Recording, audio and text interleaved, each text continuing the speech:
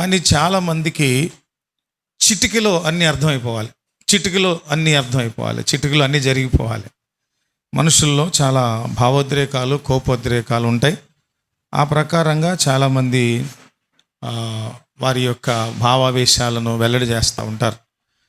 ఆ క్రమంలో చాలామంది ఆదికాండం నుంచి చదువుకుంటూ వస్తూ అంటారు, ఏమంటారంటే మంచి చెడ్డలు తెలివినిచ్చే వృక్షఫలాన్ని తింటే మనిషి ఆ రోజే చచ్చిపోతాడు, ఆజ్ఞాతిక్రమం చేస్తే అన్నప్పుడు దేవుడు అసలు ఆ చెట్టు ఫలాన్ని ఎందుకు పెట్టాలి, ఆ ఫలాన్ని ఎందుకు పెట్టి అది తినొద్దని చెప్పాలి అంటే అక్కడ మనకు ఒక సత్యము అర్థం కాలేదు. అదేంటి అర్థం కాలేదంటే, చాలామందికి అర్థం కానిది ఏంటంటే,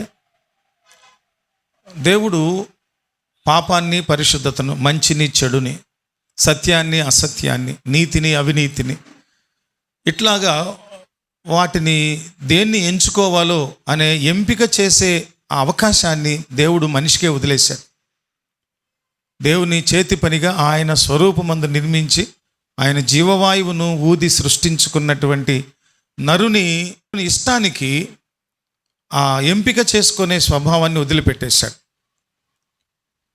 ఎంపిక చేసే స్వభావాన్ని దేవుడు మనకు ఆ అవకాశం ఇచ్చినప్పుడు పాపం అంటే ఏంటో, పరిశుద్ధత అంటే ఏంటో, నీతి అంటే ఏంటో, లేకపోతే అవినీతి, ఇవన్నీ తెలుసు మనకి. తెలిసినప్పుడు మనము వాటిని అనుసరించి ఇది మంచిది, ఇది చెడ్డది, ఇది నీతి, అది అనేటటువంటి మంచి చెడ్డల వివేచన మనకు ఉంది. కాబట్టి మనం ఏం చేయాలంటే మంచిని ఎంచుకోవాలి, చెడును వదిలిపెట్టాలి.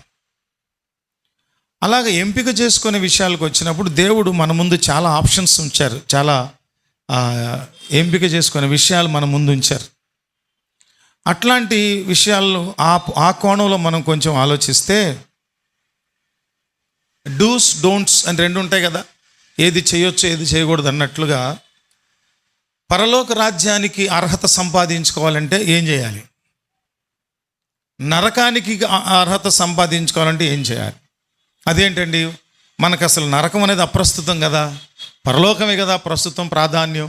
మరి నరకాన్ని గురించి ఎందుకంటే, మరి ఈ రోజుల్లో మనుషుల్లో మంచి ఆరోగ్యాన్ని ఇచ్చే ఆహారాన్ని తినే మనుషులే అదే సమయంలో మనిషి శరీరం మొత్తాన్ని ఆపాదమస్తకం ఆయుక్షీణం చేసేసి, అనారోగ్యం పాలు చేసేసి, మనిషిని కృంగదీసి, లక్షల డబ్బు ఖర్చు పెట్టించి చివరికి ఇంటికి రాని పరిస్థితుల్లో ప్రాణాంతకమైన జబ్బులతో చచ్చిపోయేవారు ఉన్నారే, వాళ్ళందరూ తెలిసి అనారోగ్యం కలిగించే వాటిని తింటున్నారు కదా. అంటే ఏం చేస్తున్నట్టు వాళ్ళు డైరెక్ట్గా how to inherit the hell అనేది కూడా తెలుసుకుంటున్నారు. వాళ్ళు నరకాన్ని ఎలా స్వతంత్రించుకోవాలో కూడా వారు చేసేస్తున్నారు. ఎన్ని చెప్పినా మానరు, వాళ్ళు మానట్లా. కానీ దేవుడు ఒకానొక రోజున వారి బండ హృదయాలను, మొండి హృదయాలను బద్దలు చేసి మెత్తని మాంసపు హృదయాన్ని దేవుడు వారికి ఇస్తారు. దేవునికి స్తోత్రం కలుగునుగాక. అయితే మనము లేఖనాధారంగా మనము పరలోకానికి వెళ్ళాలంటే ఏమేమి అవసరం, మనకు నరకానికి వెళ్ళాలంటే ఏమేమి అవసరం, ఒక్కొక్కటి చూసుకుంటూ ఈరోజు మనం కొద్దిసేపు ధ్యానం చేస్తూ మనము దేవుని మాటలను మన హృదయాల్లో భద్రపరుచుకుందాం. ఓకేనండి. చూడండి, అపోస్తలుల కార్యములు 3వ అధ్యాయం 19వ వచనం చూడండి ఒకసారి. అపోస్తలుల కార్యములు 3వ అధ్యాయము 19వ వచనం. మైక్ ఇవ్వండి.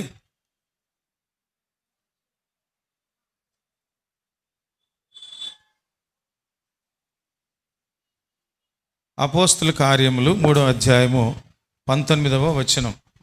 ప్రభువు సముఖము నుండి విశ్రాంతి కాలములు వచ్చినట్లును, మీ కొరకు నియమించిన క్రీస్తు యేసును ఆయన పంపునట్లును, మీ పాపములు తుడిచివేయబడు నిమిత్తమును మారు మనస్సు నొంది తిరుగుడి. ఏం చేశారంట, వీళ్ళందరూ రిపెంట్ అయ్యారట. రిపెంటెన్స్ అంటే మారు మనసు పొందుట. ఉన్న స్థితిని వదిలిపెట్టి, ఏ చెడులో ఉన్నామో, ఏ దుర్మార్గతలో ఉన్నామో, ఏ అపవిత్రతలో ఉన్నామో, ఏ కాముకత్వంలో ఉన్నామో, ఏ ఆరోగ్యాన్ని సమూలంగా పాడు చేసేటటువంటి చెడు నడతలో, చెడు ప్రవర్తనలో ఉన్నామో, దాన్ని మనము విడిచిపెట్టి మారు మనస్సు పొందాలి అనేది దేవుని ఉద్దేశం. అలా మారు మనస్సు పొందితే మనం పరలోకానికి వెళతాం. అలా మారు మనస్సు పొందటానికి సమయం ఇవ్వబడింది. ఈ ఒక్కరోజే, ఈ ఒక్క గంటే దాటితే మీకు డిస్కౌంట్ ఉండదని అమెజాన్ వాడు, ఫ్లిప్కార్ట్ వాడు వీళ్ళందరూ పెడతారు ఆఫర్స్ పెడతారు. ఈ 12 గంటల లోపు మీరు కొంటేనే మీకు ఇంత డిస్కౌంట్ అని. రక్షణ కార్యం కొరకు, పాప క్షమాపణ పొందుకోవటం కొరకు, పాపములు ఒప్పుకొనటం కొరకు దేవుడు మనకు ఏమైనా లిమిటెడ్ టైం పెట్టారా? ఒక మాట అన్నారు, ఇదియే మిక్కిలి అనుకూల సమయం అన్నారు. ఆ అనుకూల సమయం 1 గంట 2 గంటలకు పరిమితం చేయలే దేవుడు. నీకు అవకాశం ఇచ్చారు. అవకాశం ఇచ్చినప్పటికీ కూడా పాపములు, దురభ్యాసాలు, దురలవాట్లు, చెడు నడత వీటిని విడిచిపెట్టట్లేదు. వీటిని గూర్చినటువంటి పరీక్ష మనం చేసుకోవాలి, సెల్ఫ్ ఎగ్జామినేషన్ చేసుకోవాలి. నేను పరలోకానికి వెళ్ళాలంటే మారు మనసు పొందాలి. చాలామంది మారు మనసు అనే మాటను చాలా చులకనగా ఎంచుకుంటారు. ఈ భాష కేవలం క్రైస్తవులకు చెందినటువంటి, దాన్ని ఏమంటాము, పేటెంట్ రైట్స్ క్రైస్తవులకే ఉన్నాయి అన్నట్లుగా మాట్లాడతారు. మనస్సు ప్రతి మనిషికి ఉంది. మనస్సు అంటే రక్త స్వభావం. మళ్ళీ చెప్తున్నా నేను, మనస్సు అంటే అక్కడ ఒక మెదడు చూపించి ఇది మనస్సు, గుండెకాయ చూపించేది హృదయం, ఇట్లా కాదు. మనస్సు అంటే మన రక్తానికి ఉన్న స్వభావం. రక్తం అంటే ప్రాణానికి ఉన్న స్వభావం, అదే మనస్సు అంటే. ప్రతి మనస్సు కూడా మార్చబడాలి. ఎందుకు మార్చబడాలి? మన ఇళ్లల్లో పనికిరాని వస్తువులు, మన ఇళ్లల్లో సరిగా పనిచేయని వస్తువులు, మన ఇళ్లల్లో కుళ్ళిపోయిన పళ్ళు, మన ఇళ్లల్లో ఇంకా ఉపయోగం లేనివి, ఉపయోగపడనివి, పనికి రానివి చాలా ఉంటాయి. వాటన్నిటి మనం ఏం చేస్తాము? రిపేర్ చేపిస్తా ట్రై చేస్తాం. రిపేర్ కూడా అవ్వవు. అలాంటప్పుడు వాటిని ఏం చేస్తామంటే మార్చేస్తాం. మన జీవన వ్యవస్థలో, జీవన శైలిలో మనందరం కూడా రకరకాలైనటువంటి దురభ్యాసాల్లో, దురలవాట్లో, చెడులో, పాపములో ఉన్నాం మనం. రెండవది ఏంటంటే, ఆదాము దగ్గర నుండి, మన పూర్వీకుడైనటువంటి మూల పురుషుడైన ఆదాము పితరుడు దగ్గర నుండి హవ్వ అనే ఆ మూల దంపతుల నుంచి మనకి ఏమొచ్చింది? మరణము, శాపము 2 వచ్చాయి. అవి వారి నుండి జన్మపాపం రాలేదు, కానీ కర్మపాపం మనకు వచ్చింది. ఆ తరువాతి సంతానానికి జన్మపాపం కూడా వచ్చింది. అందువల్ల మనము పాపులము. ఆ స్వభావంతో, ఆ నైజంతో మనందరం కూడా ఏం చేస్తున్నాం? ఎడతెగకుండా, ఒక్కసారి కూడా వెనక్కి తిరిగి చూడకుండా అదే పాపాన్ని జుర్రుకుంటూ అదే దురవస్థలో కొనసాగుతూ ఉన్నాం. పాపం అంటే ఏంటయ్యా అంటే, ఒకటి కాదు, మనలను నాశనం వైపు నడిపేటటువంటిది పాపం. మనలను అనారోగ్యం పాలు చేసేది పాపం. భక్తుడు అంటాడు, నా పాపము వల్ల నా ఎముకలు కుళ్ళినవి, క్షీణించినవి అని. అందువల్ల మనిషి మాట్లాడే చెడు, తినేటటువంటి చెడు, మత్తు పదార్థాలు, చెడు సాంగత్యం, ఇట్లాంటివన్నీ కూడా మనిషి అనుభవిస్తూ ఉన్నప్పుడు మనిషి పతనమైపోతున్నాడు. దేవుడు కోరేది ఏంటంటే, మనిషి పాపి అని గుర్తించి తన పాపాలను ఒప్పుకోవాలి, రిపెంట్ అవ్వాలి. అది దేవుడు కోరుతున్నటువంటిది.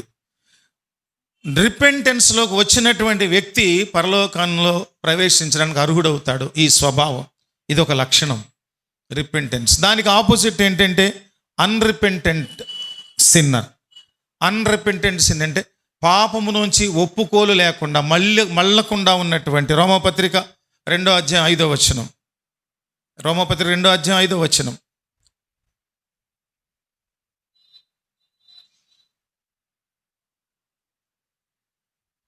వేరే వాళ్ళు కూడా బైబిల్ తీయడానికి ప్రయత్నం చేయండి, మైక్ తీసుకొని. నీ కాఠిన్యమును మార్పు పొందని నీ హృదయమును అనుసరించి చూడండి ఏమంటున్నాడు ఆయన, నీ నీ కాఠిన్యమును కాఠిన్యమును మార్పు పొందని నీ హృదయమును మార్పు అనుసరించి పొందని నీ హృదయమును అనుసరించి ఉగ్రత దినమందు ఆ, అనగా అనగా దేవుని న్యాయమైన తీర్పు బయలుపరచబడి దినమందు దేవుని న్యాయమైన తీర్పు బయలుపరచబడు దినమందు నీకు నీవే ఉగ్రతను సమకూర్చుకొనుచున్నావు. కదా, చాలండి. నీకు నీవే ఉగ్రతను సమకూర్చుకుంటున్నావు.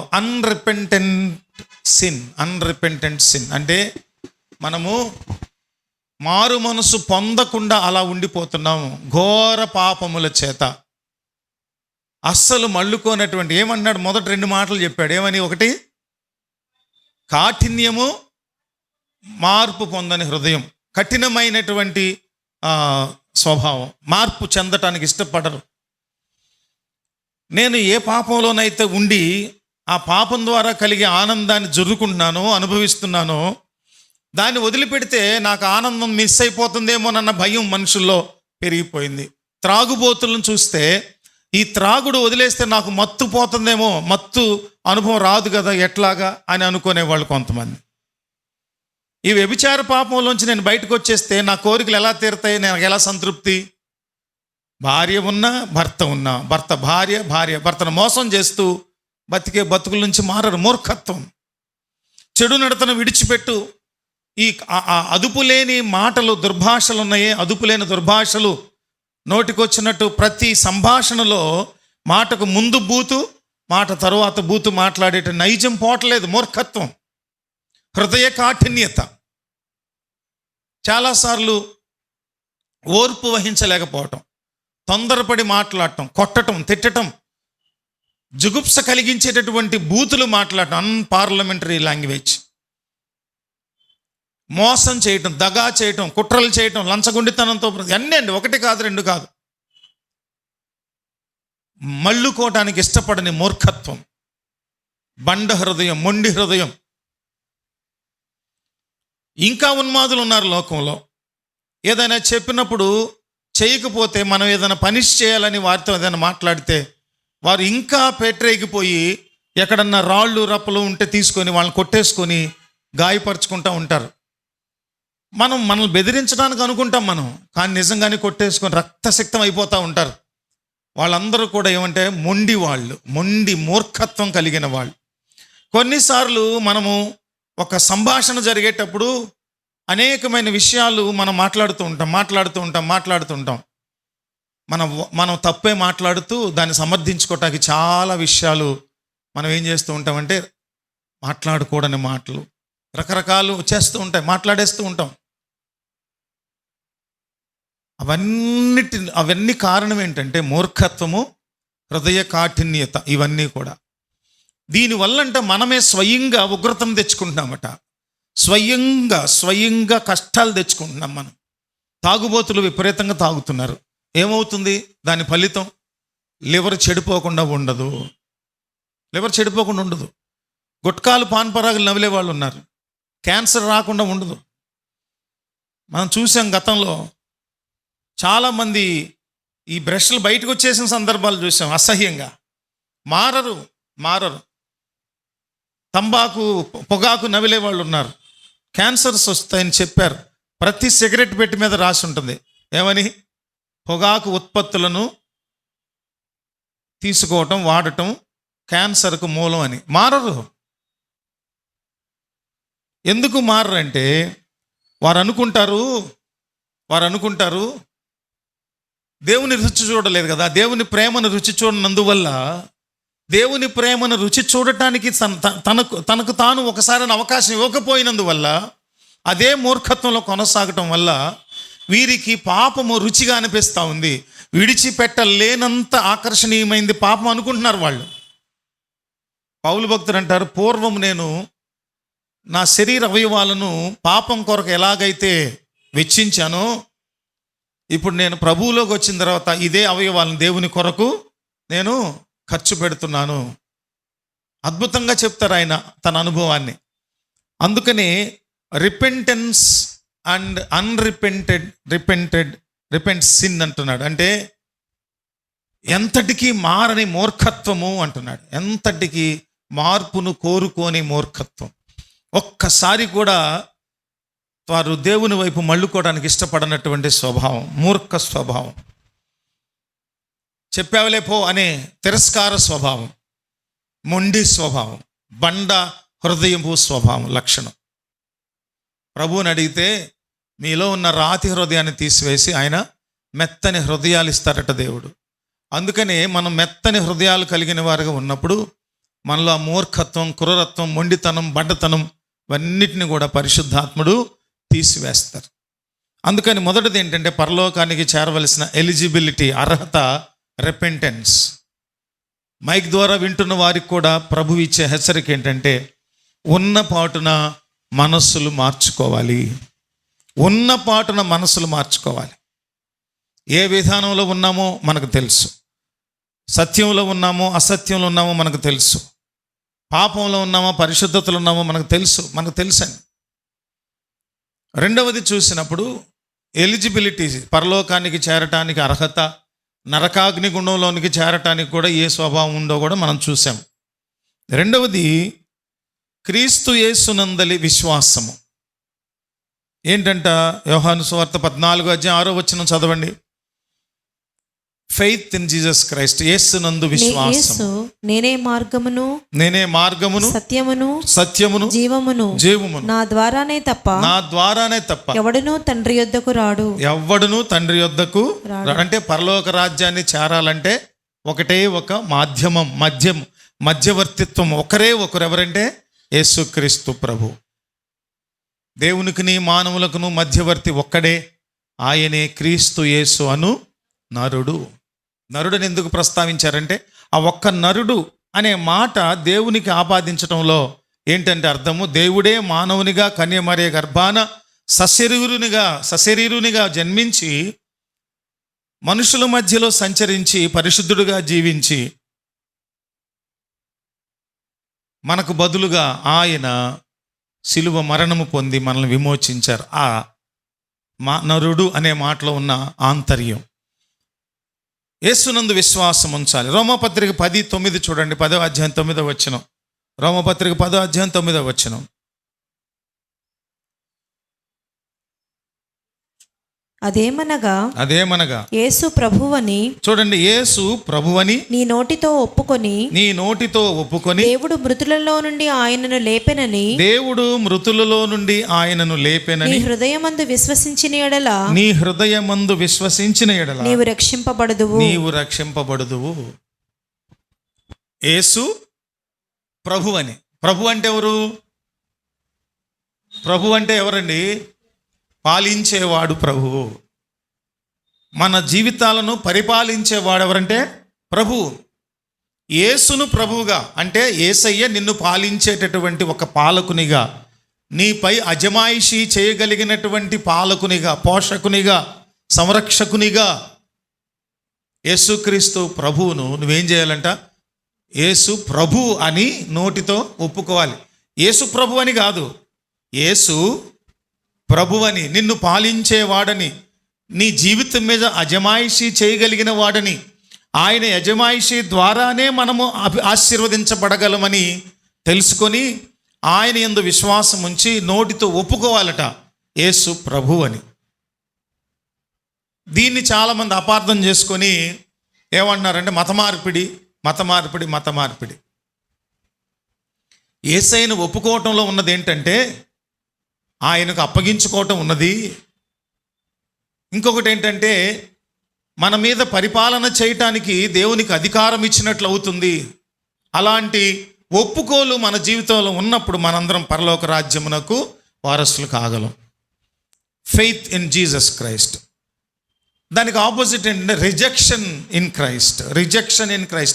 యేసయ్యను తిరస్కరించటం, యేసయ్యను అనుసరించటం, యేసయ్యను అంగీకరించటం, యేసయ్యే నాకు ప్రభు అని ఒప్పుకోవటం నోటితో, అది పరలోకానికి దారితీస్తే, పరలోకానికి వెళ్ళటానికి మనకు అర్హతనిస్తే, అదే రిజెక్షన్ ఆఫ్ క్రైస్ట్. క్రీస్తును తిరస్కరించడం ద్వారా నరకాగ్ని గుండానికి వెళతాం.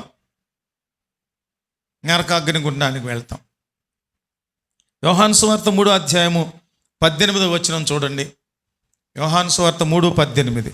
ఆయన యందు విశ్వాసముంచువానికి ఆయన యందు విశ్వాసముంచువానికి తీర్పు తీర్చబడదు. తీర్పు తీర్చబడదు. విశ్వసింపని వాడు, చూడండి, విశ్వసింపని వాడు దేవుని అద్వితీయ కుమారుని నామమందు విశ్వాసముంచలేదు కనుక ఉంచలేదు గనుక వానికి ఇంతకు మునిపే తీర్పు తీర్చబడెను, నరకాగ్నిగుండం పాలైపోతాడు. క్రీస్తును విశ్వసించని వాడి పరిస్థితి ఏంటంటే ఇంతకు ముందే రిజర్వేషన్ అయిపోయింది. చాలామంది తెలియక అమాయకంగా వారు నరకాగ్నిని ముందస్తుగానే సంపాదించి పెట్టేసుకుంటున్నారు. ముందస్తుగానే నరకాన్ని సంపాదించి పెట్టేసుకొని దౌర్బల్యంలోనికి వెళ్ళిపోతున్నారు. కానీ దాని నుంచి తప్పించుకోవటానికి భూమి మీద ఎంతమంది దైవజనులు సువార్త విన్నారో. ఒకప్పుడైతే ఒకటే మాధ్యమం, నేరుగా కూర్చుంటే తప్ప వినపడేది కాదు. ఈ రోజున సాంఘిక మాధ్యమాలు, రకరకాల సాంఘిక మాధ్యమాల్లో, అటు యూట్యూబ్లో కానీ, ఇటు వాట్సాప్లో కానీ, అటు ఇన్స్టాగ్రామ్ కానీ, లేకపోతే ఇంకా ఎన్ని రకాలైన సాంఘిక మాధ్యమాలు ఉన్నాయో వాటన్నిటిలో కోకొల్లలుగా దైవిక వర్తమానాలు వస్తున్నాయి. ఇవి విన్నప్పుడు నువ్వు గనక పశ్చాత్తాపడి యేసునందు విశ్వాసం ఉంచినట్లయితే ఏం చేయబడతావు? ఆ నరకాగ్ని నుండి నువ్వు తప్పించబడతావు. మోక్ష రాజ్యానికి నీవు అర్హుడు అవుతావు, అర్హురాలు అవుతావు. ప్రభు అదే కోరుకుంటున్నారు. లోకములో నువ్వు నరకాగ్ని గుండం నుంచి తప్పించబడటానికి ఇది ఒక మార్గం అని చెప్పేవాళ్ళు బయట లేరు. మీకు దైవజనులే చెప్తారండి. క్రైస్తవ్యంలోనే అది ఉంది, మీకు తెలుసో లేదో. విధానాలు ఉన్నాయి. నరకం ఉంది, స్వర్గం ఉంది, నరకం ఉంది, అన్నీ ఉన్నాయి. నరకాగ్ని గుండం పాలైపోయేటట్లుగా బ్రతుకులను నాశనం చేసుకుంటున్న వాళ్ళ దగ్గరికి వెళ్ళి మీరు ఈ విధమైన విధానంలో ఉంటే నశించిపోతారు, నరకాగ్ని గుండంలో ఆరని అగ్నిలో నిరంతరము వేదన పడతారు అని చెప్తుంటే ఎవరికి అర్థం కావట్లా, చెప్పేవారు లేరు. భక్తిగా కొద్దిసేపు ఉండేది, మిగిలిన జీవితం అంతా విలాసవంతంగా పాప కోపంలో మునిగిపోయి ఊబిలో చిక్కుకుపోయి ఆ బురదే బాగుందనుకోవటం అండి. అందువల్ల ఒకటి గుర్తుపెట్టుకోవాలి, దేవుడు మనిషికి ఇచ్చినటువంటి ఈ జన్మం, ఈ జననం, లేకపోతే ఈ ఆకృతి, ఈ ఔన్నత్యం, ఈ గొప్పదైనటువంటి ఆ దేవుని పోలికలో నిర్మించబడిన శరీరము దేవుడు మనకిచ్చిన బాధ్యతాయుతమైనటువంటి ఒక ఏమనాలది, ఒక దేవాలయం, లేకపోతే ఒక గృహం. దాన్ని మనం శుభ్రంగా ఉంచవలసిన బాధ్యత ఉంది. దాన్ని చాలా శుభ్రంగా, చాలా పరిశుద్ధంగా, చాలా నీట్గా ఉంచుకోవాలి. అలా ఉంచుకున్నప్పుడే దేవుని సింహాసనం మన హృదయంలో స్థాపించబడుతుంది. వినటల్లా చాలామంది రిజెక్షన్ ఆఫ్ క్రీస్తును తిరస్కరించే వారికి ముందస్తుగానే నరకం రిజిస్టర్ చేయబడింది. చాలామంది అంటారు, కరుణామయుడు అంట కదా, గొప్ప శక్తిమంతుడు అంట కదా, సిలువ మీద తనను తాను రక్షించుకోలేకపోయాడా? పక్కనున్న దొంగలు కూడా అడిగారుగా రక్షించమని, ఎందుకు రక్షించలేదు? వాళ్ళకు దేవుని సంకల్పాలు, దేవుని ఉద్దేశాలు, దేవుని ప్రణాళికలు అర్థం కావు. అర్థం కాకుండా ఉన్నటువంటి మిడిమిడి జ్ఞానంతో గబగబా స్టేట్మెంట్స్ ఇచ్చేయకూడదు. తర్వాత నమ్మినవాడు రక్షించబడును, నమ్మని వానికి శిక్షించేది వాడు దేవుడు ఎట్లయ్యాడు? ఎన్నడూ మీ తల్లిదండ్రులను ప్రశ్నించవే ఆ మాట? ఎన్నడూ మీ తల్లిదండ్రులను ప్రశ్నించావా?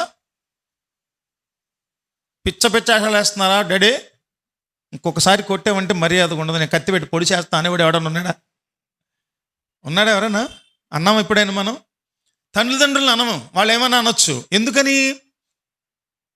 ఎందుకని భౌతికంగా నిన్ను పెంచి పోషిస్తున్నారు కాబట్టి. అనని వాళ్ళు లేరని కాదు, అనేవాళ్ళు ఉన్నారు. నాకు నువ్వు ఐఫోన్ కొనిపోతే నీ సంగతి చూస్తా సాయంత్రానికల్లని వార్నింగ్ ఇచ్చే పిల్లలు కూడా లేకపోలేదు ఈ దేశంలో, ఈ ప్రపంచంలో. అందుకని చాలాసార్లు మనకివ్వబడిన ఈ శరీరాన్ని ఎలా ఉంచుకోవాలంటే చాలా క్షేమంగా, చాలా ఆరోగ్యవంతంగా, దేవునికి ఉపయోగపడేటట్లుగా ఉంచుకోవాల్సిన బాధ్యత ప్రతి నరుడి మీద ఉంది. ప్రతి పురుషుడు, ప్రతి స్త్రీ మీద ఉంది. అది తెలుసుకోవట్లా. అన్యులైనా, క్రైస్తవులైనా, క్రైస్తవేతరులైనా. అన్యులంటే హిందువులని కాదు నా భావం. దేవుణ్ణి ఎరగని వాళ్ళందరూ కూడా అన్యులే. దేవుణ్ణి ఎరగని వాళ్ళు. అందుకని ఫెయిత్ ఇన్ జీసస్ ఎవరు ఎక్కడికి వెళ్తారు? మోక్ష రాజ్యానికి అర్హులు. రిజెక్షన్ ఆఫ్ క్రైస్ట్, క్రీస్తును తిరస్కరించటం నరకానికి వెళ్తారు. ముందస్తుగానే రిజర్వ్ అయిపోద్ది. అందుకని మన శరీరాన్ని జాగ్రత్తగా, మన దేహాన్ని, మన జీవితాన్ని జాగ్రత్తగా ఉంచుకోవాలని పరిశుద్ధ గ్రంథం, ప్రభు పరిశుద్ధాత్ముడు తెలియజే. మూడవది ఒబీడియన్స్ టు గాడ్, దేవునికి విధేయత కలిగి ఉండాలి. దేవుని యందు విధేయత కలిగి ఉండాలి. మత్తయి సువార్త 7వ అధ్యాయము 21వ వచనం చదవండి. మత్తయి శుభవార్త 7వ అధ్యాయం 21వ వచనం. ప్రభువా అని నన్ను పిలుచు, ప్రభువా ప్రభువా అని నన్ను పిలుచు ప్రతివాడు పరలోక రాజ్యంలో ప్రవేశింపడు కానీ, పరలోక రాజ్యంలో ప్రవేశింపడు గాని, పరలోకమందున్న నా తండ్రి చిత్త ప్రకారము చేయువాడే, తండ్రి చిత్త ప్రకారం చేయువాడే ప్రవేశించును. అంటే దేవుని చిత్తాన్ని చేయటాన్ని లేదా చిత్తాన్ని జరిగించటాన్ని, జరిగించకపోవటం దేని మీద ఆధారపడుతుంది? మన విధేయత మీద ఆధారపడుతుంది. ఒబీడియన్స్, మన ఒబీడియన్స్ మీద ఆధారపడుతుంది, మన విధేయత మీద ఆధారపడుతుంది. విధేయత కలిగిన వాడు ఏం చేస్తాడని చెప్పుకున్నాం, నిన్న కూడా చెప్పాం. మాట వింటాడు. విధేయత కలిగిన వాడు చేసేది ఏంటంటే లోబడతాడు, మాట వింటాడు. ప్రభువా ప్రభువా అని పిలిచేవాడు ఏంటంట? పరలోక రాజ్యానికి వెళ్ళడు. మరి ఏమని పిలవాలి? ప్రభువును ప్రభువుగా స్వీకరించి ప్రభు అని పిలిచిన వాడు వెళ్తాడు. వాడి జీవితం మీద ఏదో ప్రభుత్వం చేస్తుంది, వేరేది ఏదో ప్రభుత్వం చేస్తుంది, పరిపాలిస్తుంది. ప్రభుత్వం చేయటం అంటే పరిపాలిస్తుంది. తాగుడు పరిపాలిస్తుంది, వ్యభిచారం పరిపాలిస్తుంది, జూదాలు పరిపాలిస్తుంది, ఏవో పరిపాలిస్తున్నాయి. లోకములో విచ్చలవిడితనం అంతా పరిపాలిస్తుంది. అలా పరిపాలించబడే వ్యక్తి ప్రభువును పరిపాలకుడని ఎలా అంటాడు? ప్రభు కాదుగా పరిపాలించేది. నువ్వు ఎవరు పరిపాలన కింద ఉన్నావు? లంచగుండి, అపవాది, అబద్ధికుడైనటువంటి సాతానుడు పరిపాలన క్రింద ఉన్నావు. దుష్టుడు, అపవాది, సాతాను పరిపాలన క్రింద ఉన్నావు నువ్వు. అలా ఉన్నప్పుడు నువ్వేమో వేరే వాళ్ళ చేత పాలించబడుతూ ప్రభువా ప్రభువా అని ప్రభువుని పిలుస్తుంటే ప్రభు ఏమంటాడు? నన్ను నా ఆలోచన ద్వారా కాదు కదా నువ్వు నడుస్తున్నావు, నన్ను ప్రభు అంటావేంటి? తండ్రి చిత్తం ప్రకారం జరిగించేవాడే పరలోక రాజ్యం. తండ్రి చిత్తం ఏమిటి? దేవుని మనస్సు ఏమిటి? దేవుని ఉద్దేశం ఏంటి? మన ఎడల మనందరం కూడా పరిశుద్ధులుగా ఉండి పరలోక రాజ్య వారసులు కావాలి. పరిశుద్ధులుగా ఉండటానికి ఏమేమి క్రమం ఉందో, ఏమేమి ఆజ్ఞలు ఇవ్వబడ్డాయో, ఏమేమి విధి విధానాలు మనకి ఇవ్వబడ్డాయో ఉదయం చెప్పుకున్నాం మనం. ధర్మశాస్త్రానికి ముగింపు ఎవరై ఉన్నారట? యేసే. అంటే ఒక ఫుల్ స్టాప్గా నిలబడ్డాడు ఆయనే. ఇక్కడ ఫుల్ స్టాప్ పెట్టబడింది. ఇక నెక్స్ట్ ఈ శకం అయిపోయింది, ఈ లైన్ అయిపోయింది, ముగించబడిపోయింది. ఆయన శరీరము మీద ధర్మశాస్త్రము ఏం చేయబడింది? నెరవేర్చబడి సమాప్తి పలుకబడింది. కొట్టివేయబడలేదు. దానికి చాలా వ్యత్యాసం ఉంది. సమాప్తి చేసి నెరవేర్చబడిన దానికి, కొట్టివేయబడింది అనే దానికి చాలా వ్యత్యాసం ఉంది. కాబట్టి విధేయత కలిగిన వాళ్ళుగా మనందరం ఉన్నప్పుడు మాట వింటాం. మాట విన్నప్పుడు పరలోక రాజ్య వారసు. ఏ మాట అంటే దేవుడు చెప్పిన మాట, దేవుని మనస్సులో ఉన్న దైవ చిత్తాన్ని మనం అనుసరించినప్పుడు. ఏంటి, ఎలా అనుసరించాలంటే ఆయన వ్రాసి ఉంచిన లేఖనాల చొప్పున జీవించటం, ఆయన చెప్పిన ఉపదేశం చొప్పున జీవించటం, ఆజ్ఞల చొప్పున జీవించటం. నిన్ను వలె నీ పొరుగు వారిని ప్రేమించు. తర్వాత నీ దేవుడని యెహోవాను నీ పూర్ణాత్మతో, నీ పూర్ణ బలముతో, నీ పూర్ణ శక్తితో, వివేకంతో ఆరాధించు, పూజించు. ఇది ప్రభు చెప్పారు. ఈ రెండు చేస్తున్నామా లేదా? అందుకని ఆయన చిత్త ప్రకారము జీవించేవారు పరలోకానికి వెళ్తారు. దానికి వ్యతిరేకం ఏంటంటే డిజొబీడియన్స్. డిజొబీడియన్స్ అంటే అవిధేయత. తెస్సలోనిక 2వ పత్రిక, తెస్సలోనికి రాసిన సంఘానికి రాసిన 2వ పత్రిక 1వ అధ్యాయము 8-9 వచనాలు. అప్పుడు ఆ ధర్మ విరోధి తెస్సలోనికి 2వ పత్రిక 1వ అధ్యాయం 8-9 వచనాలు.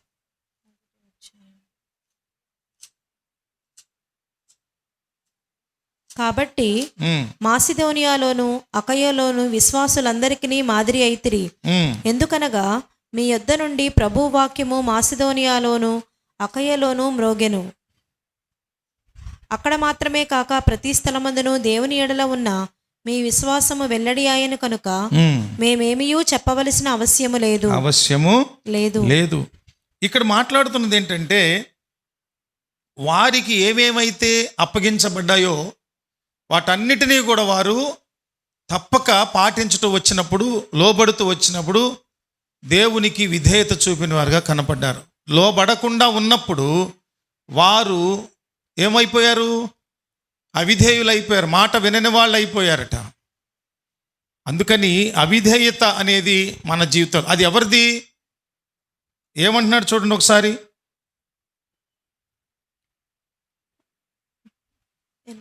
ఎనిమిది 9 వచనాల్లో, ప్రభు అయిన యేసు తన ప్రభావమును కనపరచు దూతలతో కూడా పరలోకము నుండి అగ్ని జ్వాలలతో ప్రత్యక్షమై, చదవండి, తెస్సలోనికి 2వ పత్రిక 1వ అధ్యాయం 8, 9 వచనాలు. ప్రభు అయిన యేసు తన ప్రభావమును కనుపరచు దూతలతో కూడా పరలోకము నుండి అగ్నిజ్వాలలలో ప్రత్యక్షమై దేవుని నెరుగని వారికిని మన ప్రభు అయిన యేసు సువార్తకు లోబడని వారికిని ప్రతిదండన చేయునప్పుడు మిమ్మును శ్రమపరచు వారికి శ్రమయు, శ్రమ పొందుచున్న మీకు మాతో కూడా విశ్రాంతియు అనుగ్రహించుట దేవునికి న్యాయమే. న్యాయమే. ఇది చదవాలి మీరు. ఇందాకేందో చదివారు. సో ఈ వచనం ప్రకారం విధేయత చూపని వారు, ఒబీడియన్స్ లేనివారు, డిజొబీడియన్స్గా ఉన్నవారు నిశ్చయంగా వారు ఉగ్రతకు పాత్రులే. దేవుడు వారిని శ్రమకు అప్పగించడం అనేది న్యాయమే అంటున్నారు. శ్రమకు అప్పగించబడుట న్యాయమే. అవిధేయత చూపకూడదండి, నరకంలోనికి వెళ్ళిపోతారు, నరకాగ్నిగుండం పాలైపోతారు అనేది మనం. డిజొబీడియన్స్ అండ్ లాలెస్నెస్ అంటే అర్థం ఏంటంటే, డిజొబీడియన్స్, లాలెస్నెస్ అంటే ఏ విధమైనటువంటి ధర్మశాస్త్రము లేనివారు, పాటించడానికి, దేనిని అనుసరించడానికి ఇష్టపడని వారు నరకాగ్నిగుండం పాలవుతారు. తర్వాత నాలుగవది చూస్తే, Born again by the spirit. ఆత్మ ద్వారా నూతన జన్మానుభవము కలిగిన వారు పరలోకానికి అర్హులు. ఆత్మ ద్వారా నూతన జన్మానుభవము కలిగినటువంటి వారు పరలోకానికి అర్హులు. ఇప్పుడు మనందరం కూడా వాగ్దానాత్మ ద్వారా నడిపించబడుతున్న, సిద్ధపరచబడుతున్న, ఒప్పింపజేయబడుతున్న కాలంలో ఉన్నాం మనం. ఎవరి ద్వారా చెప్పండి? వాగ్దానాత్మ ద్వారా. యేసయ్య ఆరోహణం అయ్యేటప్పుడు శిష్యులతో చెప్పిన మాట, మిమ్మల్ని నేను అనాథలుగా విడిచిపెట్టను, మీ కొరకు వేరొక ఆదరణకర్తను మీ కొరకు పంపిస్తాను. ఆయన ఏమేం చేస్తారో చెప్పారు. ఆయన మనల్ని పరలోకానికి సిద్ధపరుస్తారు, పాపములను ఒప్పింపజేస్తారు, చాలా ఉన్నాయి. మరొక రోజు పరిశుద్ధాత్ముడు చేసే కార్యాలను ఆల్రెడీ మనం ఒకసారి చదువుకున్నాం. మరొక వారము, వీలైతే వచ్చే వారమే, పరిశుద్ధాత్ముడు చేసే కార్యాలు ఏమిటంటో మనము కూలంకషంగా చర్చించుకుందాం. ఇక్కడ అంటున్న Born again by the spirit, ఆత్మ ద్వారా క్రొత్త జన్మానుభవం కలిగిన వారు పరలోకానికి అర్హులవుతారు. చూద్దాం గలతీ పత్రిక, యోహాను సువార్త 3వ అధ్యాయం 3 నుంచి 5 వచనాలు.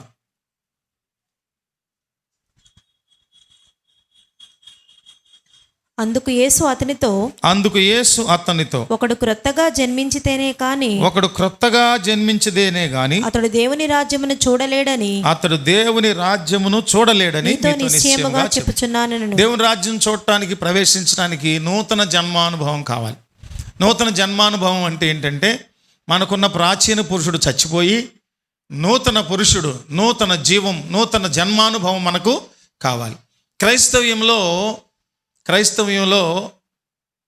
పలు జన్మలు పుట్టుక సిద్ధాంతం లేదు. క్రైస్తవంలో ఒకటే, ఏదది? నూతన జన్మానుభవం. ఆ నూతన జన్మానుభవం మనం కలిగినప్పుడు మనందరం కూడా పరలోక రాజ్య వారసులుగా దేవుని రాజ్యంలో ప్రవేశించగలుగుతాం. ఒక నూతనంగా పుట్టాలి.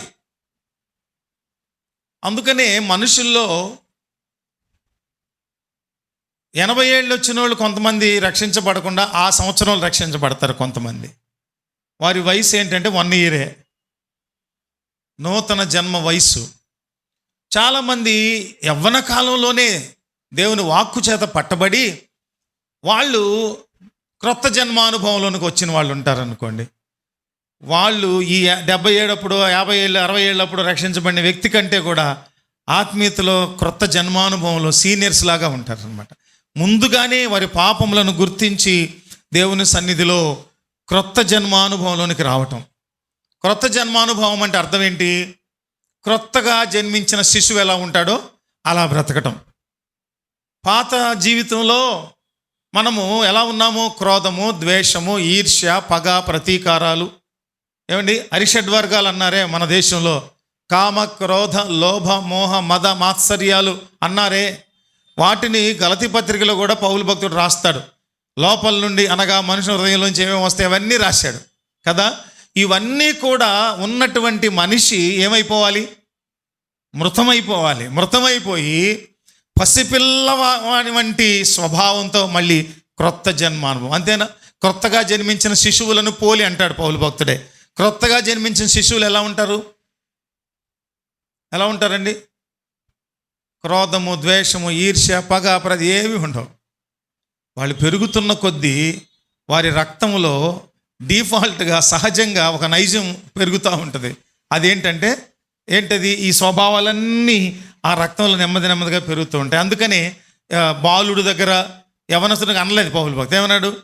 క్రొత్తగా జన్మించిన శిశువుల్లో ఉండే ఆ స్వభావం కలిగి ఉంటాం, క్రొత్త జన్మానుభవం. అలాంటి వాళ్ళు పరలోక రాజ్యానికి అర్హులవుతారు. అలాంటిది కావాలా? లేకపోతే living according to the flesh. Living according to the flesh అంటే మన శరీరానికి ఇచ్చి వచ్చినట్లుగా, మన ఇంద్రియాలు ఎటు పొమ్మంటే అటు పోయినట్లుగా అటు వెళ్ళిపోవటం. కన్ను చూచిన దగ్గరికి వెళ్ళిపోవటం, చెవి వినిన దగ్గరికి వెళ్ళిపోవటం, కాలు కోరుకున్న దగ్గరికి వెళ్ళిపోవటం, చర్మం కోరుకున్న వెచ్చదనం దగ్గరికి వెళ్ళిపోవటం. మీకు అర్థమవుతుంది అనుకుంటాను. ఎక్కడో నీకు ఆకర్షణీయమైన కనపడింది, అది నీది కాదు, నువ్వు కొనలేవు, వెళ్ళిపోయి దొంగతనం చేసేయటం. పరాయి వాళ్ళది దోచుకోవడం. ఆజ్ఞల్లో చెప్పాడుగా, పరుగువానిది ఏది నువ్వు దొంగతనం చేయొద్దు కదా, ఆశించొద్దనే చెప్పాడు ప్రభు. మనసులో కావాలని ఎదటి వాళ్ళది కూడా అనుకోకూడదు. మనం చెప్పుకున్న కష్టార్జితమైన దానిని మనము కలిగి ఉండాలి. అది దేవుడు కోరేది. మనకు అనుగ్రహించిన రక్షణ తేలిగ్గా వచ్చేసిందా? తండ్రి మనకు అనుగ్రహించిన రక్షణ తేలిగ్గా వచ్చేసిందా? తన కుమారుడైన క్రీస్తు వారి మహాశ్రమలలోంచి మనకు రక్షణ వచ్చింది. అంత తేలిగ్గా రాలేదు. అందుకని living according to the flesh అంటే మన శరీరం ఇచ్చే కొలది మనము ప్రవర్తిస్తున్నామే. అలా ప్రవర్తిస్తే ఎక్కడికి వెళతాం? ఖచ్చితంగా నరకాగ్ని గుండానికి వెళతాం. గలతీ పత్రిక 5:19 ఇందా చెప్పుకున్నాం. 5:19 చూడండి. శరీర కార్యములు స్పష్టమై ఉన్నవి. శరీర కార్యాలు అంటే శరీర కార్యాలంటే లోక సంబంధమైన కార్యాలు, ప్రకృతి సంబంధమైన కార్యాలు. అవి ఎటువంటివి అంటే చూడండి, ఎక్కడి నుంచి చదవండి. అవేవనగా జారత్వము, అపవిత్రత, కాముకత్వము, విగ్రహారాధన, అభిచారము, ద్వేషములు, కలహము, మత్సరములు, క్రోధములు, కక్షలు, భేదములు, విమితములు, అసూయలు, మత్తతలు, అల్లరితో కూడిన ఆటపాటలు మొదలైనవి. చూడండి, ఇవన్నీ కూడా మనలను నరకాగ్ని గుండం పాలు చేస్తాయి. అది కావాలా? లేదా పరిశుద్ధాత్మ ద్వారా క్రొత్త జన్మానుభవం కలిగి ఉండటం కావాలా? పరీక్షించుకోవాలి. Choice is yours. ఎంపిక చేసుకోవటం నీకు ఇవ్వబడింది అవకాశం. ఏం కావాలంటే రిపెంట్ అవుతావా, అన్రిపెంట్ అవుతావా? రిపెంట్ అయితే పరలోకం, అన్రిపెంట్ అయితే నరకం. యేసునందు విశ్వాసం ఉంచుతావా? పరలోకం. యేసును తిరస్కరిస్తావా? నరకం. విధేయుడుగా ఉంటావా దేవుని యందు? నీకు పరలోకం. అవిధేయుడుగా ఉంటావా? ఏ ధర్మశాస్త్రం చొప్పున లేదా ఏ దేవుని చట్టం చొప్పున నడవను, మానవ చట్టాల చొప్పున నడుస్తానంటావా? నరకాగ్ని గుండమే. నా ఉద్దేశం దేశంలో ప్రభుత్వాలు పెట్టిన చట్టాలు ఉద్దేశం అని కాదు, మన సొంత ఇష్టాల చొప్పునని అర్థం. తర్వాత Born again by the spirit, పరిశుద్ధాత్మ ద్వారా జన్మించుట, నూతన జన్మానుభవం. లేదంటే living according to the flesh, మన శరీర కోరికల చొప్పున శరీరము లాక్కు వెళ్ళేటటువంటి వైపు వెళ్ళిపోతూ మన కోరికలను తీర్చుకుంటూ నరకాగ్ని గుండం పాలైపోవటం. అది ఇష్టపడతావా? Choice is yours. తర్వాత ఏంటంటే ఆత్మ ఫలము కలిగి ఉంటే, ఫలిస్తూ అభివృద్ధి పొందుతూ ఫలభరితమైన జీవితం కలిగి ఉండాలి. నేను ఎప్పుడూ చెప్తూ ఉంటా, నమ్మి రక్షింపబడి బాప్తిస్మం పొంది అదే క్రైస్తవపు పరమావధి, నెక్స్ట్ లెవెల్, అదే ఉన్నత మెట్టు అని ఆగిపోతున్నాం. ప్రపంచ క్రైస్తవం అక్కడ ఆగిపోతూ ఉంది చాలా వరకు. అందరూ కాదండి, అందరూ కాదు, అక్కడ ఆగిపోతూ ఉన్నారు చాలామంది. ఎక్కడ ఆగిపోతున్నారంటే పాపి అని ఒప్పుకోవటం, పాప క్షమాపణ పొందుకోవటం, పాపాలు ఒప్పుకోవటం, పశ్చాత్తాపడి కన్నీళ్లు విడిచి పాపాలు ఒప్పుకొని బాప్తిస్మం పొంది ప్రభు బలలో పాల్గొంటే చాలు అయిపోయింది అనుకున్నారు. అది కాదు. మీరు పరిశుద్ధాత్మను వరాన్ని పొందుకున్నారు. ఆ వరం ద్వారా మీరు ఫలించాలి, ఫలించి అభివృద్ధి పొందాలి. మన పిల్లలు వివాహం చేయబడిన తర్వాత వాళ్ళు ఫలింపు కోరతాం మనం. వాళ్ళు గర్భధారణ చేసి పిల్లల వంశాలను అభివృద్ధి పరచుకోవాలని చూస్తాం. పిల్లలు పుట్టకపోతే ఏం చేస్తాం? రకరకాల ప్రయత్నాలు చేస్తాం, ఎన్నో ప్రయత్నాలు. మొక్క పెడతాము, భలే ఉంటుందంటే ఈ కాయ టేస్ట్ అనుకుంటాం, తెచ్చి పెడతాం. అది పెంచడానికి చాలా ప్రయత్నాలు చేస్తాం. పెరిగి అది తొందరగా మనం తినాలనుకున్న ఫలాలు వచ్చేయాలని చూస్తాం. మనమే చూస్తాం, మనుషులుగా మనం చేసేటటువంటివి స్వల్పాయుష్కాలం ఉండేటటువంటివే. వాటిని మనం ఎంత చేసేటప్పుడు దేవుడు మన నుంచి ఫలాలు కోరటం తప్పా రైటా? దేవుడు మన నుంచి ఫలించాలని కోరుకోవటం తప్పా రైటా? ఫలించాలి, మనం ఆత్మఫలం ఫలించాలి. గలతీ పత్రికలో అందరూ తెలుసు, ప్రేమ, సంతోషం అవన్నీ తెలుసు కదా. 5వ అధ్యాయం 22-23 వచనాలు. అదే వ్యతిరేకంగా చూస్తే, పరలోకం వద్దనుకుంటే నువ్వేం చేయాలంటే వర్క్ ఆఫ్ ద ఫ్లెష్, శరీర క్రియలను నీవు కంటావా, శరీర క్రియలను పెంపొందింపజేసుకుంటావా అంటున్నాడు ఆయన. 5వ అధ్యాయం 19 చదువుకున్నాగా మనం. శరీర కార్యాలు, ఆత్మ ఫలమా శరీర కార్యాలా? అంతకుముందు ఏంటంటే శరీరాన్ని అనుసరించి బతికాం, ఇప్పుడు శరీర కార్యాలు మన ఫలాలు. అంతేనా? లోక సంబంధంగా బ్రతుకుతూ ఉంటే మన ద్వారా బోలెడన్ని దుష్కార్యాలు జరుగుతాయి.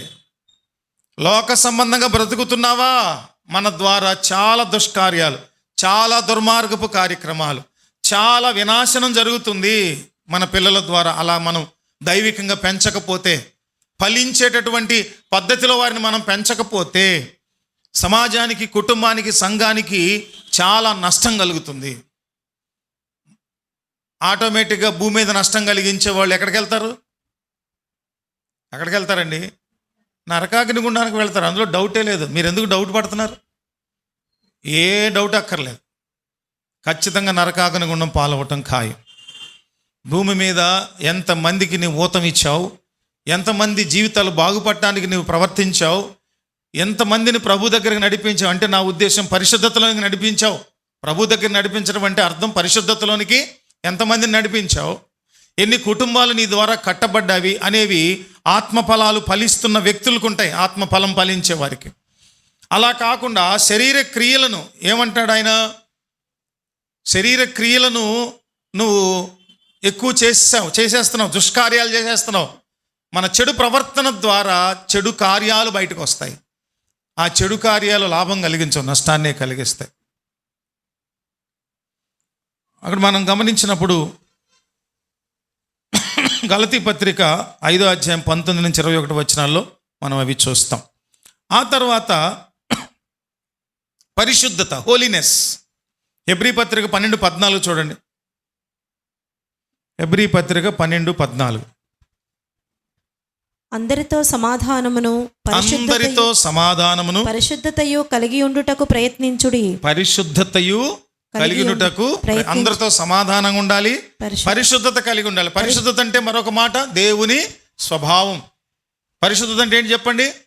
దేవుని దైవిక స్వభావాన్ని నువ్వు కలిగి ఉన్నప్పుడు పరిశుద్ధుడవు, పరిశుద్ధురాలు. దేవుని స్వభావం నీలోకి వచ్చిన తర్వాత మనలో మార్పు కనపడుతుంది. చూపులో, మాటలో, తలంపుల్లో, క్రియల్లో, అన్నింటిలోనూ మార్పు కనపడుతుంది. ప్రేమ చూపించేవాడు ప్రేమ ఉంది నాలో అని చెప్పుకోవచ్చు. యోహాను పత్రికలో అంటాడు ఆయన, నువ్వు సహోదరుని ప్రేమించకుండా నాలో ప్రేమ ఉందని నువ్వు చెబితే ఎలాగా? నువ్వు అబద్ధికుడు అవుతావు అన్నాడా లేదా? అందుకని ప్రేమ చూపించకుండా ద్వేషము, ఈర్ష్య, పగ, ప్రతీకారాలు చూపిస్తూ నాలో ఎంత ప్రేమ ఉందో చూడండి అంటే ఎంత అబద్ధం. పరిశుద్ధత అనేది నాలో ఉందని చెబుతూ నువ్వు పరిశుద్ధంగా మాట్లాడకుండా, పరిశుద్ధంగా చూడకుండా, పరిశుద్ధంగా ప్రవర్తించకుండా, పరిశుద్ధతలో ఎదగకుండా, దేవుని స్వభావ స్వరూపాలు నీలో ఏర్పరచబడకుండా నేను పరిశుద్ధుని అంటే ఎలా నమ్ముతారండి? రిజల్ట్ కనపడాలి. క్రియారూపకంగా పరిశుద్ధ కార్యాలు, పరిశుద్ధ తలంపులు మన జీవితాల్లో కనపడాలి. ప్రభు కోరేది అదే. అందుకే ఒక మార్గదర్శిగా మన చేతుల్లో పరిశుద్ధ గ్రంథం ఉంచబడింది. దాన్ని చదవాలి. ఆ మార్గదర్శిని చదివినప్పుడే ఆ మార్గంలో మనల్ని పరిశుద్ధాత్మ దేవుడు నడిపిస్తారు. తెలియకుండా, హితవు తెలియకుండా, ఆ హెచ్చరిక తెలియకుండా, బోధ తెలియకుండా ఎలా ప్రవర్తిస్తాం మనం? పరిశుద్ధత. రెండవది, దానికి ఆపోజిట్ ఏంటంటే అన్రైచియస్నెస్. అవినీతిమంతులుగా ఉండటం, నీతి తప్పి బతకటం. పరిశుద్ధతకు వ్యతిరేకము అపరిశుద్ధతలో బతకటం, అవినీతిలో, అక్రమంలో బతకటం, అపవిత్రతలోనే కొనసాగటం. మనం చూస్తే హోలీనెస్కి చూస్తే హెబ్రీ పత్రిక 12:14 చదవండి. అందరితో సమాధానమును పరిశుద్ధతయు కలిగి ఉండుటకు ప్రయత్నించండి. ఇక్కడ చూస్తే కొరింథీ పత్రిక మొదటి కొరింథీ పత్రిక చూసి ఒకసారి చూద్దాం. 6:9. అన్యాయస్తులు దేవుని రాజ్యమునకు వారసులు కానేరరు. అన్యాయస్తులు దేవుని రాజ్యమునకు వారసులు కానేరరు. మీకు తెలీదా? మోసపోకుడి జారులైనను విగ్రహారాధికులైనను. ఎవరండి జారులైనను? విగ్రహారాధికులైనను, వ్యభిచారులైనను, ఆడంగితనము కలవారైనను, పురుష సంయోగులైనను, దొంగలైనను, లోభులైనను, త్రాగుబోతులైనను, దోచుకుని వారునైనను దేవుని రాజ్యమునకు వారసులు కానేరరు. దేవుని రాజ్యానికి వీళ్ళెవ్వరూ రారు. ఆ లిస్టులో మనం ఉన్నామా? పరిశుద్ధులుగా ఉన్నామా? చూడండి, పరిశుద్ధత ఒక్కటే ఉంది ఒక పక్కన. అపరిశుద్ధతలో ఉన్న గుణాలు ఎన్ని ఉన్నాయి? ఇందులో ఒక్కటి మనలో ఉన్న మనం పరిశుద్ధులని చెప్పుకోవడానికి అర్హులం కాదు. అందుకని మనల్ని మనం నిరంతరం పరీక్షించుకుంటూ, సెల్ఫ్ ఎగ్జామినేషన్ చేసుకుంటూ, పవిత్రతకు వ్యతిరేకమైన కార్యాలు, స్వభావాలు, గుణలక్షణాలు నాలో ఏమున్నాయి అని ఎప్పటికప్పుడు పరీక్షించుకోవాలి. ఎప్పటికప్పుడు మనల్ని మనం పరీక్షించుకోవాలి. ఆ తర్వాత చివరి 2 ఉన్నాయి, అవి చూసుకొని మనం ఈరోజు సందేశాన్ని ముగించుకుందాం. తర్వాత ఎండ్యూరింగ్ ఇన్ ఫెయిత్, విశ్వాసములో కొనసాగుటం. చూడండి ఒకసారి మత్తయి సువార్త 24:13.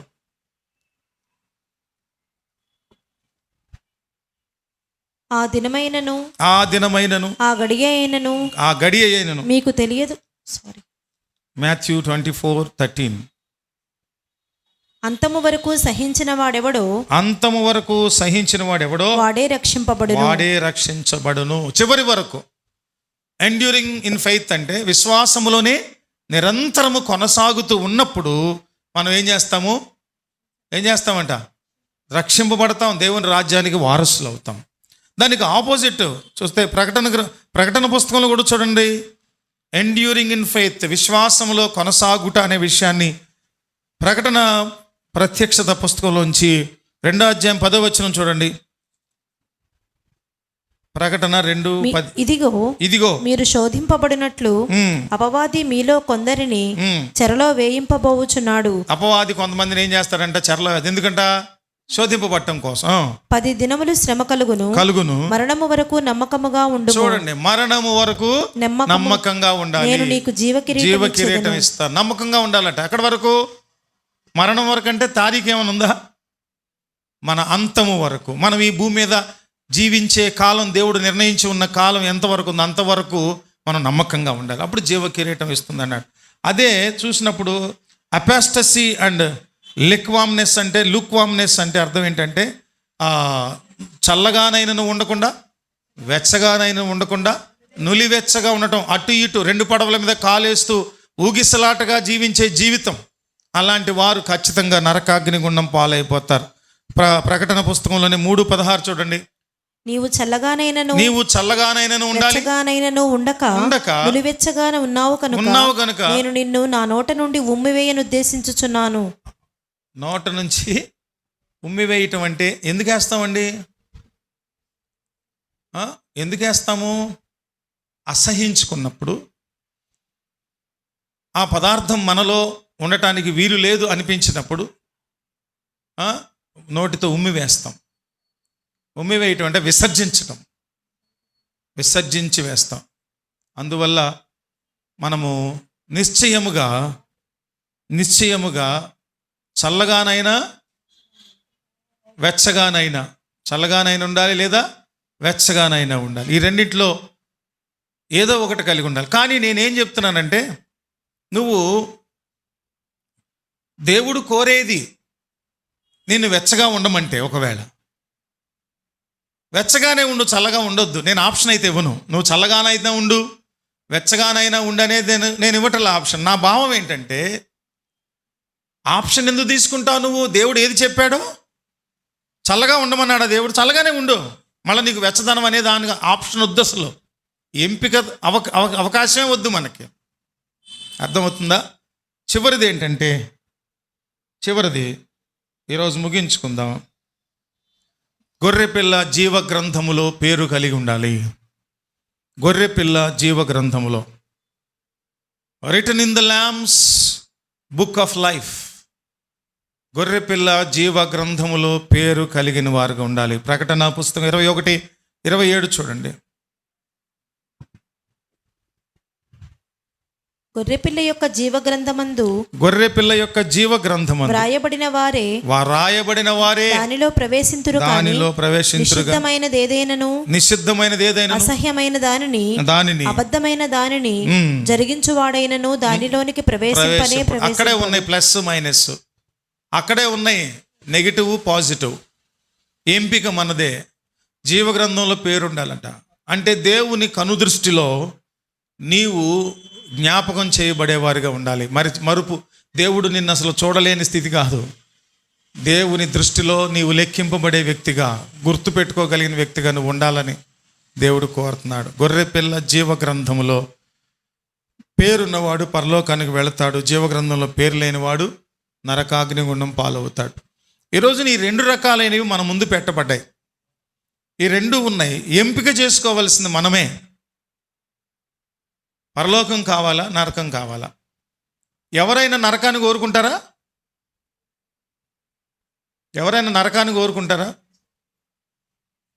కొంతమంది వాట్సాప్ స్టేటస్లు పెడతా ఉంటారు. కొంతమంది ఐ లైక్ హెల్ అని పెడతారు. నాకు నరకం అంటే ఇష్టం, నరకంలోనే ఉన్నా నేను ఇప్పుడు అంటాడు ఒకడు. వాడు ఎక్కడున్నాడంట? నరకంలోనే ఉన్నాను, ఐ లైక్ హెల్ అంటాడు. ఇంకొకళ్ళేమో కావాలని దెయ్యం ముఖం వేసుకొని ఐ ఆమ్ ఏ డెవిల్ అని ఒక ఫోటో పెడతారు, ఇట్లా పెట్టే ముఖం. వీళ్ళందరూ ఎవరు? అపవాది సంతానం, అపవాది చేత ఏడవబడుతున్నటువంటి బ్యాచ్ వీళ్ళంతా. అబద్ధమునకు జనకుడైన సాతాను సంతతి. వీళ్ళందరూ కూడా ఏంటంటే చూస్ చేసేసుకున్నారు ముందే. ఏం చూస్ చేసుకున్నారు? ప్రభు కోరేదేంటి? 2 ఉన్నాయి, పరలోకం ఉంది, నరకం ఉంది. ప్రభు కోరేది ఏంటంటే ఎవడో నరకానికి వెళ్ళొద్దు, అందరూ ఇక్కడికే వెళ్ళాలని. వీళ్ళు ఏం చేసుకుంటున్నారు? నువ్వు ప్రిపేర్ చేస్తే చేసేవా, అది ఎవరికో ఉంటుంది, నాకు అక్కర్లా, నేను ఇంకా నరకంలో ఉన్నా అంటున్నాడు. ఎవడో ఐఎమ్ ఇన్ ద హెల్ అంటున్నాడు. చాలామంది అలా ఉన్నారు. ఇందా చదువుకున్నాక ముందుగానే వారికి నరకంలో రిజర్వేషన్ అయిపోయినట్టుగా వాళ్ళ క్రియలు, వారి చెడు నడత ఉందని చెప్తున్నారు. అందుకని మనందరం కూడా ఏం ఎంపిక చేసుకోవాలి? జీవ మరణములు మీ ముందు ఉంచబడే. మరణమా జీవమా? అర్థమైందండి? కోరుకోవాల్సింది, ఎంపిక చేసుకోవాల్సింది మనమే. కనుక ఎవరైతే అవిధేయతలో ఉన్నారో, ఎవరైతే చెడులో ఉన్నారో, ఎవరైతే క్రీస్తు ద్వారా రక్షించబడలేదో, క్రీస్తు నందు నూతన జన్మానుభవం కలిగి ఉన్నారో, విశ్వాసం కలిగి ఉన్నారా, క్రొత్త జన్మానుభవం కలిగి ఉన్నారా, ఆత్మఫలం ఫలిస్తున్నారా, పరిశుద్ధతలో కొనసాగుతున్నారా, విశ్వాసంలో కొనసాగుతున్నారా, దేవుని జీవ గ్రంథములో పేరు రాయబడి ఉందా, ఇవన్నీ కూడా పరీక్షించుకోవాల్సి ఉంది. ప్రార్థన చేసుకుందాం. అందరం లేచి నిలబడి ప్రార్థన చేసుకుందాం.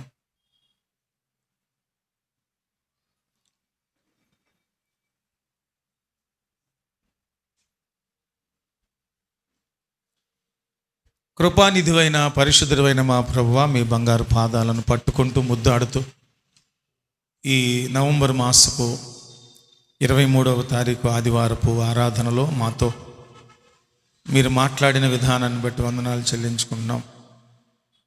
జీవ మరణములు నీ ముందుంచబడ్డాయి. మరణం కావాలా జీవం కావాలో నిర్ణయించుకో అని లేఖనాల ఆధారంగా మాతో మాట్లాడిన దేవా మీకు వందనాలు తండ్రి.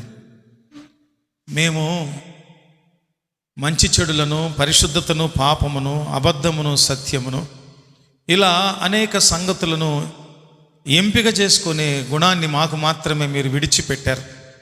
కనుక దేన్ని ఎంపిక చేసుకోవాలో, దేన్ని తిరస్కరించాలో మాకే మీరు వదిలిపెట్టారు. కనుక మేము వివేచన కలిగిన వారిగా, పరలోక రాజ్య వారసులుగా మాత్రమే ఉండునట్లుగా నిర్ణయించుకొని తీర్మానించుకుంటూ ఉన్నాం ప్రభువా. అయా, మేము పరలోక రాజ్య వారసులు కావటానికి ఏమేమి అవసరమో వాటిని మేము నిరంతరము అనుసరిస్తూ నీకు ఇష్టలైన బిడ్డలుగా పరలోక రాజ్య వారసులు కావటానికి కృప చూపించమని కోరుకుంటున్నాం.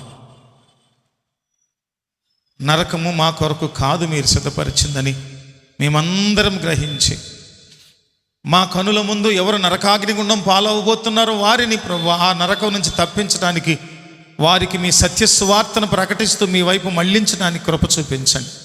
అట్టి సువార్త భారమును మా మీద ఉంచమని కోరుకుంటూ ఉన్నాం. అట్టి భారముతో క్రీస్తు నామం ఎరుగని చోట్లకు మేము వెళ్ళి మీ ప్రియకుమారుడైన క్రీస్తు వారి ద్వారా విడుదల విమోచన ప్రకటించబడింది కనుక ఆ విడుదల విమోచన లోకానికి ప్రకటించినట్లు కృప చూపించమని ఈరోజు సమకూడినటువంటి సంఘ బిడ్డలందరినీ నీ హస్తాలకు అప్పగించుకుంటున్నాం తండ్రి.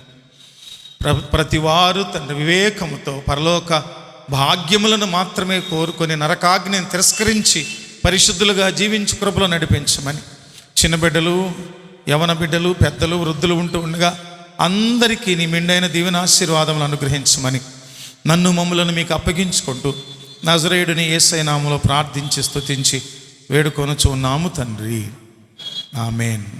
క్రీస్తు ప్రభువారు శిష్యులకు నేర్పిన పరలోక ప్రార్థన చెబుదాం మనందరం. పరలోకమందున మా తండ్రి, నీ నామం పరిశుద్ధపరచబడునుగాక, నీ రాజ్యము వచ్చునుగాక, నీ చిత్తము పరలోకమందు నెరవేరుచున్నట్లు భూమి యందును నెరవేరునుగాక. మా నిదిన ఆహారం నేడు మాకు దయచేయండి. మా ఎడల అపరాధములు చేసిన వారిని మేము క్షమించిన ప్రకారం మా అపరాధములు క్షమించండి. మమ్మ శోధనలోనికి తేక దుష్టు నుంచి తప్పించండి. రాజ్యము, శక్తి, మహిమ నిరంతరము నీవయ్యున్నవి తండ్రి, ఆమేన్.